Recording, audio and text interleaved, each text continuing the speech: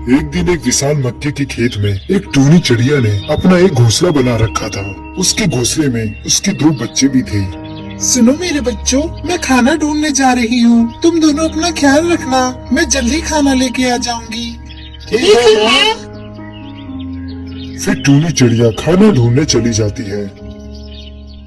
तभी एक किसान आता है। वह अपने मक्के के खेत को देखकर बोलता है, अरे वाह वाह, मेरे मक्के तो पक चुके हैं। अब इनको काटने का समय आ गया है। ठीक है, मैं कल ही मजदूरों को अपनी फसल काटने के लिए बोलूंगा। किसान की यह बात टूनी के दोनों बच्चे सुन लेते हैं और घबरा जाते हैं। फिर कुछ ही देर में टूनी चिड़िया वापस आ जाती है। पता है किसान आया था। वह कह रहा था कि मेरे मजदूरों को अरे पहले तुम दोनों शांत हो जाओ। अब एक एक करके बताओ कि क्या समस्या है। हाँ पता है, एक किसान आया था। वह कह रहा था कि वह मजदूरों को कल ही फसल काटने के लिए भेजेगा। अगर ऐसा हुआ तो माँ हमारा घोंसला टूट जाएगा और हम बेघर हो जाएंगे और हमने अभी तक तो उड़ना भी नहीं सीखा। टूनी चिड़िया यह जानकर हैरान और परेशान हो जाती है। अच्छा तो पहले ये बताओ कि उस किसान ने तुम दोनों को तो नहीं देखा? नहीं माँ, वह हमें नहीं देख पाया। अच्छा हुआ कि उसकी नजर तुम दोनों पे नहीं पड़ी, वरना अनर्थ हो जाता। वैसे तुम दोनों को चिंता करने की कोई जरूरत नहीं, क्योंकि कल ना ही फसल कटेगी और ना ही हम बेघर होंगे। अगले दिन किसान आता है। वह फसलों को न कटा पाकर कहता है, मैंने बेकार ही मजदूरों को अपनी फसल काटने के लिए बोला, कोई भी नहीं आया। मैं अब कल ही अपने रिश्तेदारों को फसल काटने के लिए बोलूंगा। इतना कहकर वह किसान वहाँ से चला जाता है और टूनी चिड़िया के दोनों बच्चे उसे जाते हुए देख लेते हैं। तभी टूनी चिड़िया वापस आ जाती है। फिर छोटा चिड़ा अपनी माँ को किसान की सारी बात बता देता है।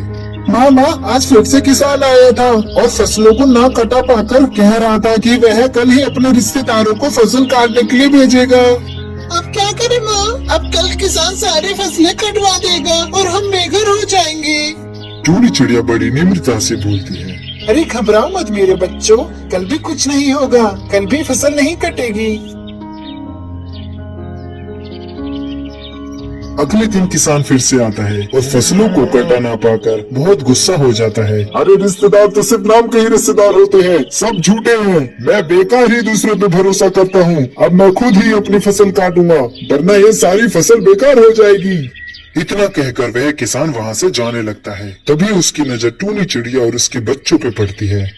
लो, अब इन पक्षियों ने भी मेरे खेत में अपना डेरा बना लिया। ये तो मेरी फसल बर्बाद ही कर देंगे। इनको तो मैं कल ही अपने खेतों से साफ कर दूंगा। इतना कहकर वह किसान वहाँ से चला जाता है। लेकिन अब टूनी चिड़िया काफी परेशान और चिंतित हो जाती है। सुनो मेरे बच्चों, अब तैयार हो जाओ, कल फसल जरूर कटेगी। अब हमें ये घोंसला छोड़कर दूसरे घोंसले में जाना पड़ेगा। हम कहाँ जाएंगे माँ? हम तो काफी छोटे हैं, हम उड़ भी नहीं सकते माँ। घबराओ मत मेरे बच्चों, मैं जल्द ही कोई ना कोई उपाय सोच लूंगी। अगले दिन किसान आता है और आते ही वह फसलों को काटने लगता है।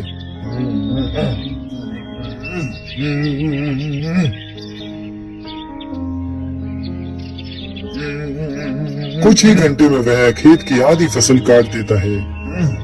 चलो, आज तो आधी फसल काट दी, बाकी की फसल अब कल काट दूंगा। बहुत थक गया मैं, चलो अब चलता हूँ।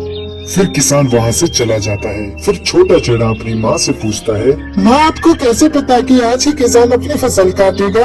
अरे मेरे बच्चों, क्योंकि किसान 2 बार दूसरों पर निर्भर था, इसलिए काम होने की संभावना बहुत कम थी। पर जब उसने खुद से काम करने की ठान ली तो वह करके ही माना।